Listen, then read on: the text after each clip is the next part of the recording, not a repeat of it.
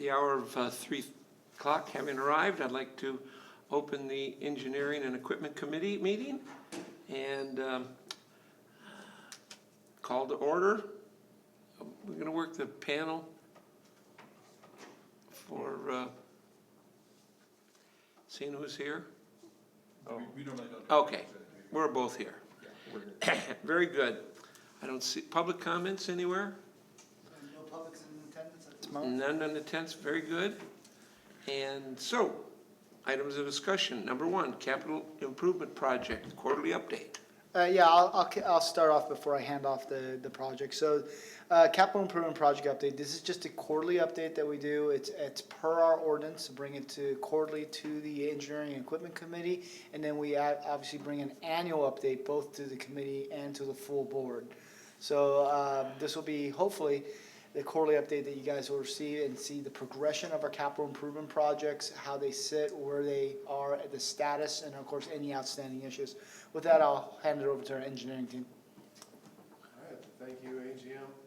Thank you, AGM Gumpel and Directors Hernandez and Eltharp. Sharing my screen right now. I'm just going to walk through the updates that are live currently on the vwd.org website. If you come, there's a little lag there. If you come to the home page, you go to Departments, Engineering, come down to the Capital Facilities cog in the wheel, select that. Active capital improvement projects will take you to what is now the Q3 quarterly update for fiscal year 21-22. It defaults to a interactive map showing you thumbnail locations of all of our projects currently ongoing in the district in construction. For the sake of this presentation, I'm just going to take you to the list view. If you go to CIP project information, all the same projects are shown just in a list format. And all of these have been updated to reflect the current Q3 standings. One project which is currently getting off the ground in construction right now is the sewer lining and rehab program 2021. The contractor bid has been accepted. The contract has been awarded, and we are going to begin to see construction mobilize in May next month. So that's very exciting. That just went to the board. Another one, San Marcos Interceptor Phase 2. This will be the last quarter you see this project up here because, in summary, it's been completed. The only thing we did last quarter was pay retention, and now we are officially complete and moving on. Lastly, Sage Canyon tank refurbishment is ongoing currently right now in construction. That is a 3.7 million gallon water tank that is undergoing full structural refurbishment, interior and exterior, along with some steel rafter replacements on the inside. We're looking at a construction completion towards the end of summer, July, August of this year. And for the sake of time, I'm not going to go through all the updates. You are welcome to, at your own time, go through this list on your own. And if there are any other questions or projects you'd like me to go through, I can do that now. I just had a quick question on the San Marcos Interceptor Sewer Phase 2. Yep. Are there trunk laterals coming into that join that within the creek boundary?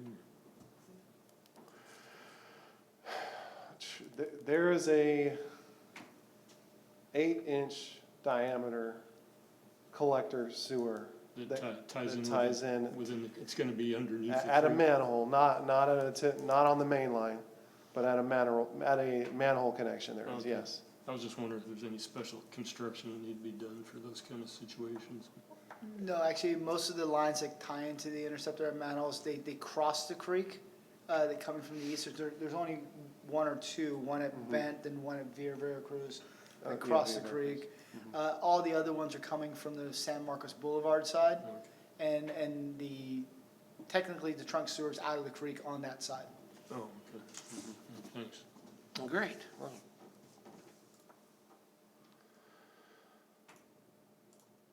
Okay. all right. I would would like to point out, though, that the 13 active construction projects is a heavy lift, and the capital group has been very busy and very productive to get these out. How's the sodium hypochlorite project? Is it getting off the ground? Just had a project meeting today regarding that project. We're in the midst of finalizing PDR design review. We had Trussell on board to provide some peer review services to that project, as it's a high priority project. Good news is we're all on the same page and moving forward now into final design. So the next deliverable we expect to receive will be 60% design. Okay, thanks. Very good. Item number 2, task order amendment approval of the Meadowlark Reclamation Facility landscape improvement. Again, Ryan's going to be taking this item, Director. However, this is one of the many items I believe the committee has probably been updated briefly when we go over all the projects going on at Meadowlark. So now this one is obviously now getting to a more active state, and we're going to provide an update for you for that. Thank you, AGM Gumpel. I just want to make sure the screen pops up. It takes a second. Okay, there we go. This is a fun project, and I want to take this opportunity to really demonstrate what we've done so far on this project in pre-design, and we're at the point now where pre-design is complete, conceptual plan is put together, working with ops, working with engineering, and this task order approval is really to take the project into a final design phase.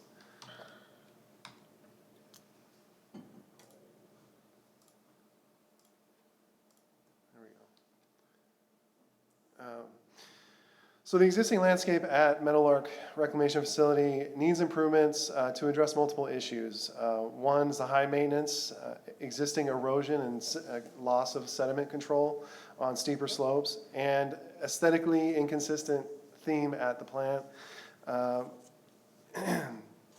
Over the years, the existing irrigation system has also experienced challenges as secondary effluent is used in the irrigation of the plants at Meadowlark. This project really seeks to improve the landscape by replacing the existing vegetation with drought-tolerant plants and providing slope stabilization at the eroded areas of the plant, and also creating safe access for district staff, O&M, to perform their routine maintenance. This project is scheduled for design in the current fiscal year 21-22 and construction for fiscal year 22-23 of the CIP budget. Looking at your screen now, this just gives a depiction of Meadowlark and the site improvement conceptual planning. New planting is denoted in green. The tan areas are areas for selective removal and replacement of plantings. These areas are largely part of the instability of the slopes and exposed dirt and soils which are there. And then the purple is a proposed area for rock gardens. The blue dashed line is a multi-purpose trail. It's basically a pathway to provide ops and landscape crews safe access to perform their job around some steep embankments on site. Is that a public trail? No, No. no. This is all within the confines of our property at the plant. And the pictures you see in front of you here really show, starting from the left, show some of the bare soil exposed, the rock outcroppings. You can see some straw wattles, which are there as a BMP to mitigate the runoff which happens during storm events down into that ditch. So at Meadowlark, when we experience heavy rains, it's become quite regular to have a loss of control of the water quality coming off the site. And that's directly shown in turbidity and pH measurements in that water. And we will violate our permit through the State Water Board if we exceed those thresholds. And as this has become a repeating theme, this is also one of the underlying objectives of this project, is to regain that control of our stormwater runoff on site. Working your way, you can see Russell in one of the pictures there with the exposed soils, very little ground cover, very little low vegetation of any sort. Really allows the raindrops when they fall to cause a lot of damage and disturb a lot of that sediment on the top. And it's color coded, so you see the areas of green denoted with the legend, new planting areas, the tan, areas of selective removals and replantings, and then the purple there with what is now just gravel on the existing grade to be kind of replaced with a decorative style of rock garden.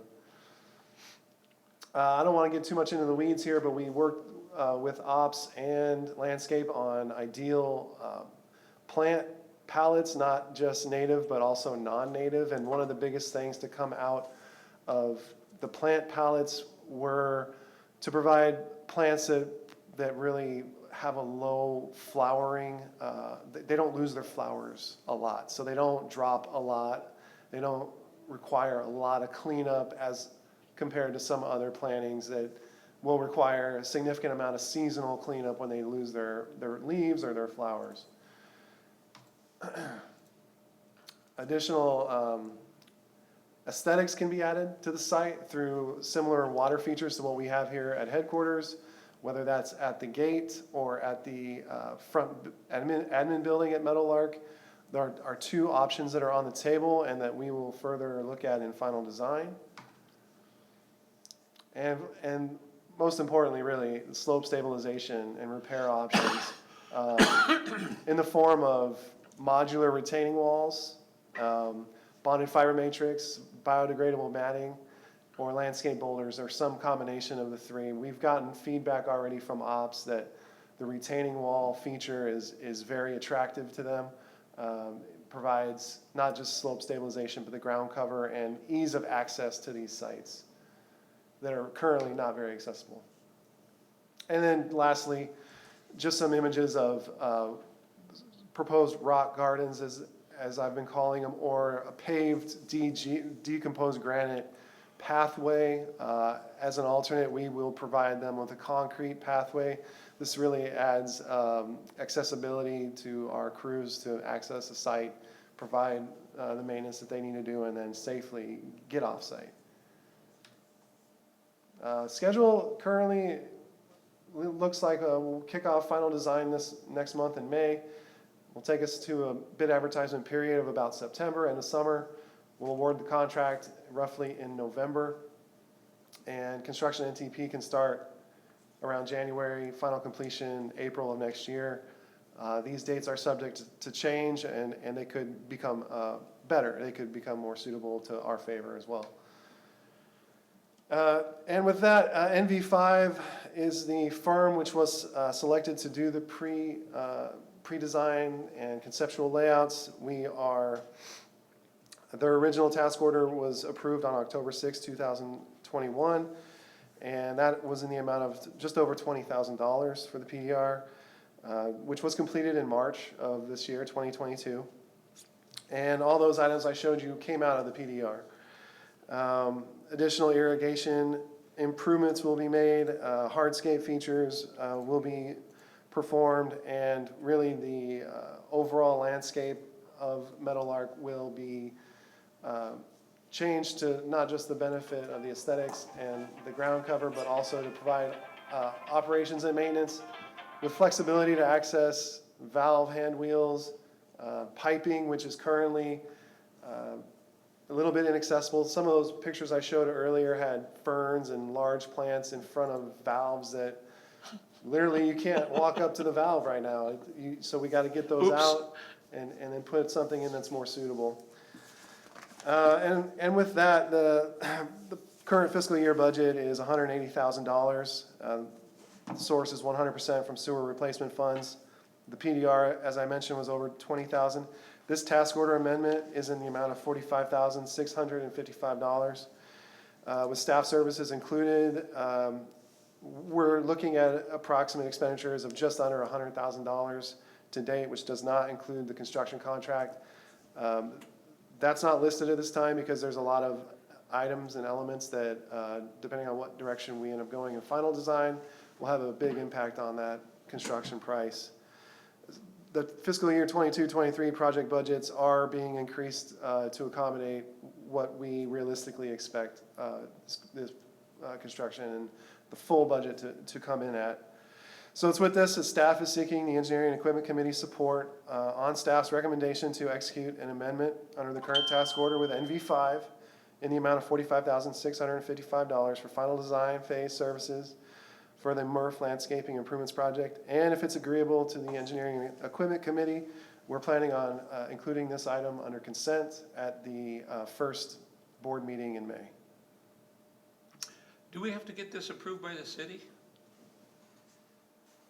No, we do not. It's on our site, and we are exempt from those type of permits for items like this. We're self-permitting. Are we, where is that line drawn where we are exempt for improvements? So for the district, and Jason, you can help me out with this a little bit too, for all water facilities, we have, our exemptions are pretty broad. For sewer facilities that are existing, we have a fairly broad exemption. However, if you want to build a new sewer facility, then you're not exempt from most land use agencies' jurisdictions. So it's really, if we're going in beautification or improving, for any of the pump stations and lift stations, for example, through SCG&E, we didn't need to get city buy-off for our San Luis Hills pump station, or even to build the pump station in the location. But if you were to build a new sewer lift station, then you would have to go through a permitting process. So do we self-inspect for like electrical inspection before Yes, the commercial power is hooked up? yes, absolutely, and we send a letter. However, when we did this building, since we don't really have expertise in on-site type tenant improvement type inspections, then we went through the process to have city building permits to make sure that it complied, so. Anything else to add? Yeah, no, that's correct. I mean, we don't have to go through all these permit processes because it's our own property. And certainly for this, the goal is to achieve some regulatory compliance with the runoff, like Ryan said, and so that really doesn't fall under the city's purview. Yeah. So we have our own electricians inspect contractors' work before it's ready to hook up? Yes, and we only inspect the stuff that we know it's in our wheelhouse. So it's the items of You our might pump hire- stations, yep, You might hire some specialty inspection. absolutely. Yeah, so just like the stuff we're doing out front, we're doing some electrical work and we'll be doing that work ourselves and inspecting it as well, so. Yeah. Is that why it's taking so long? Not actually, Although I'm told, getting concrete is just really tough these days. Not like the old days, you could call the day before and have them deliver it in the morning. Yeah, there's a concrete shortage right now. Yeah. yeah, I think our construction guys were trying to backfill a repair and concrete guys were telling them like it's gonna take another month just to order the slurry, and they were like, we got a hole in the ground here, we need to open the street, so they were able to work a deal, but it's getting harder. Oh, very good. Any other questions? No. All right, item number 3, the frequency of our committee meetings. Yeah, and I'll start on this one, and maybe Jason will jump in also. So right now, based on kind of what you've seen in the capital improvement, we're going into a construction-heavy zone, basically, a frequency of work. And with that, there will be some regular updates, but there won't be as many new items going to the board unless we have some significant change orders. Also on the development side, we're in a fairly construction-heavy phase where we have a lot of developer projects that are in construction. We'll still have, your routine items go to the board that go into consent, but we obviously don't anticipate any more complicated items that require action. With that, looking at both the workload for the engineering staff, we wanted to see if the committee was open to moving the meetings quarterly. They would coincide with the quarterly updates, and then with the development services biannual updates also. Obviously, if there's any items that require further input from the committee, we would schedule a meeting in between, which based on committee members' availability. But hold regular meetings quarterly, and then as needed, the other meetings. We could still continue the monthly meetings if that's the pleasure of the committee, obviously, but right now, a lot of the items will be, we're still in construction. So based on the workload, that's kind of what staff and I were looking at. Anything anything else you want to add? That's it. Yeah. Well, I personally think we should give it a shot. Sure. And see how this rolls through a couple of quarters. And if we decide that, there's too many things that are on the consent calendar that we should be reviewing, or that the quarterly meetings are just, pretty large, then we might go back. But yeah, we can, so then our next meeting would be, Well, I'll work with Ann Uh-huh. to send out a schedule to find out meeting dates that work for both committee members and just get them on the calendar. I do anticipate we'll have a few meetings in between the quarters, especially as items come up. With so much going to construction, right. knock on wood, I hope not, but there inevitably will be some items that we probably want to. Particularly change orders, I Yep. think we want to really review those. Yeah, I think if there's something that we want to kind of give you a precursor to let you know what's Yes, going on, yes. to garner your support, get your Good. feedback, incorporate that, we definitely would seek that out. All right, very good. Yep. Anything further? Other business? Let's call it a day.